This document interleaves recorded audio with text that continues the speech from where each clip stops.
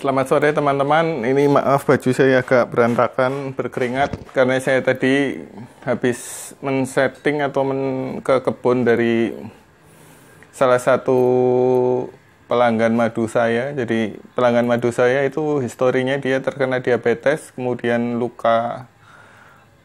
timbul luka basah yang ibaratnya sudah berkali-kali ke dokter tidak sembuh dan tidak kunjung mengering. Jadi setiap mengering dia basah lagi. Kemudian saya waktu itu menawarkan kelanceng madu trigona. Setelah di treatment dengan madu tersebut, ternyata perkembangannya memuaskan dan akhirnya luka mengering dan pulih. Walaupun masih ada bekasnya tapi pulih ya, sudah tidak timbul luka lagi. Jadi dia sangat takjub dengan manfaat trigona. Saya pun sebetulnya juga terheran-heran juga akan khasiatnya sampai sejauh itu. Jadi kita sebut saja namanya Pak Kuat. Jadi ternyata dia akhirnya minat untuk istilahnya berternak madu sendiri. Tentunya untuk skala pribadi ya, sehingga dia bisa untuk memenuhi kebutuhannya dia sendiri. Nah, kebetulan dia ada lahan kosong. Lahan kosongnya memang nggak terlalu luas, tapi saya lihat asal ditanami dengan vegetasi yang tepat, jika untuk menghasilkan 1 kilo atau 2 kilo mungkin cukup. Nah, planning saya nanti adalah sesuai dengan pengetahuan saya yang juga pengetahuan saya pun sangat terbatas karena saya hanya sekedar penghobi, bukan peternak besar atau yang insentif. Jadi sekedar hobi. Jadi saya hanya membagikan pengalaman ini berdasarkan apa yang sudah saya lakukan. Dan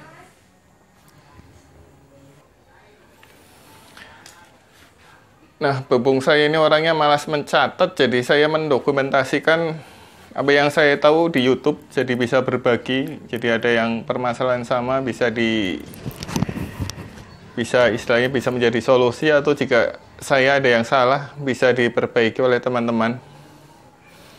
Jadi rencana dari kebun ini akan saya planning adalah saya akan menanam sumber resin yang istilahnya mencukupi, yang cepat. Jadi saya harap 1 bulan vegetasinya sudah siap. Jadi saya tanamin adalah untuk sumber resinnya saya tambahi dengan ubi. Kemudian untuk sumber polen dan nektar saya menggunakan kemangi, kemungkinan kenikir, kemudian bunga matahari. Tentunya saya tanam juga santosemon, tapi itu kan santosemon itu jangka panjang karena butuh beberapa bulan untuk berbunga. Walaupun saya nanamnya sudah agak mendingan tingginya. Kemudian bunga air mata pengantin juga saya tanam, itu juga belum berbunga. Itu rencananya. Ini kata pengantar ya teman-teman, nanti ada detailnya di video setelah ini,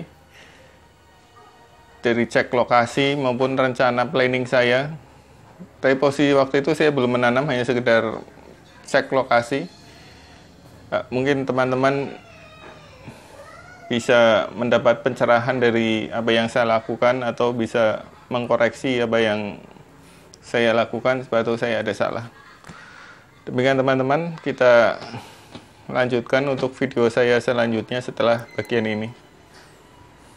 Sore teman-teman, nih kebetulan saya ini diminta tolong oleh Pak Kuat untuk menyetingkan kebunnya dia agar ramah terhadap trigona. Kebetulan dia kan terkena diabetes, kemudian ada luka di kakinya yang nggak sembuh-sembuh.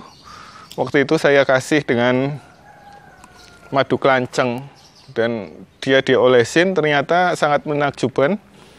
Ternyata langsung mengering, ya tidak langsung, dalam prosesnya dia bisa lukanya menutup dan mengering, pulih seperti semula. Padahal waktu dia ke dokter, udah berkali-kali dokter, dia lukanya tidak mengering. Jadi dia berminat untuk memelihara kelanceng. Ini kebun yang akan saya setting.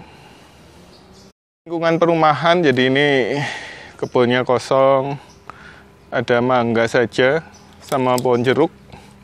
Itu Pak Kuat pakai baju merah. Tapi di lingkungannya ada pohon pisang, mangga, cemara, belimbing. Jadi prospektif. Nah, ini saya akan menyeting di tanaman daerah sini ya, dengan tanaman yang sesuai di teori-teori saya atau di YouTube saya. Jadi yang utama nanti saya adalah untuk menanam sumber resin yang saya perhatikan dahulu. Jadi nanti sumber resin saya akan tanam dengan singkong. Jadi untuk cepatnya itu singkong. Jadi saya tanam dengan singkong racun ya, atau singkong tahun. Walaupun di sini ada mangga yang merupakan sumber resin yang bagus juga, tapi harus disupport juga dengan yang lain. Setelah itu saya perhatikan ada polen dan nektar. Saya udah siap dengan pohon kemangi dan santosemon.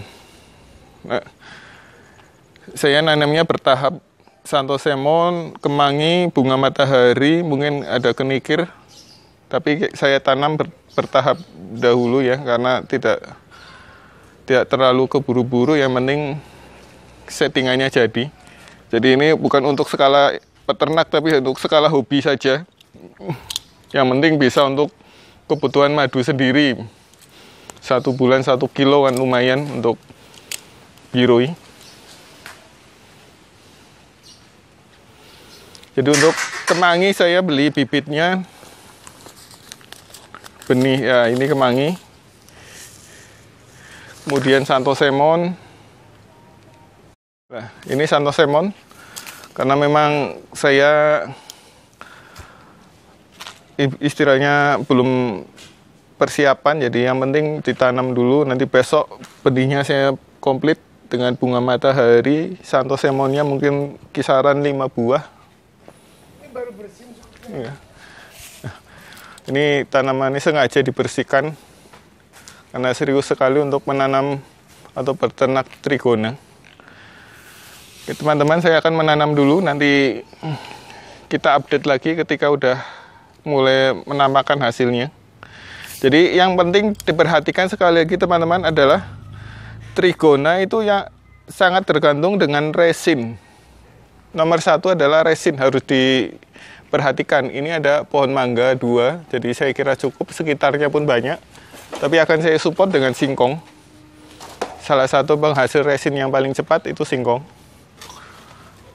Kedua, polen, kemudian nektar. Nektar itu terakhir. Jadi yang penting resin sebagai untuk bahan sarang, membentuk telur, dan sebagai kantong madu.